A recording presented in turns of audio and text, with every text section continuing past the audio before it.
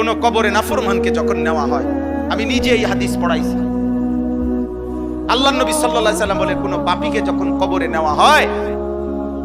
কবরের ভিতরে না, কবরে নেওয়া হয় যখন, তার লাশ যখন কাঁধে নেওয়া হয়, এই কাঁধে অবস্থায় নাফরমান আর পাপী আপন স্বজনরা যখন তার লাশ কাঁধে নেয় খাটের মধ্যে, আল্লাহর কসম নবী বলে সে এমন বিকট চিৎকার করে, ইয়া ওয়াইলাতা ইয়া লাইতাহা, হে আফসোস আমার স্বজন, আমার ইলা আইনা কদ্দামতুমুনি, আরে ফুত তুই আমারে কই নিচ্ছিস, আমার সন্তান, আমার ভাই তুই আমারে কাঁধে নিয়ে ওদিকে নিচ্ছিস কেন? মনে আমারে মাইরা ফেলবে তো, আমারে কবরে দিস না রে আব্বা, আমারে কবরে দিস না, আমারে তো ফেরেশতা মাইরা ফেলবে, আমারে তো শেষ করে ফেলবে, আমারে দিস না। এইভাবে স্বজন নিজের স্বজন ডাকে,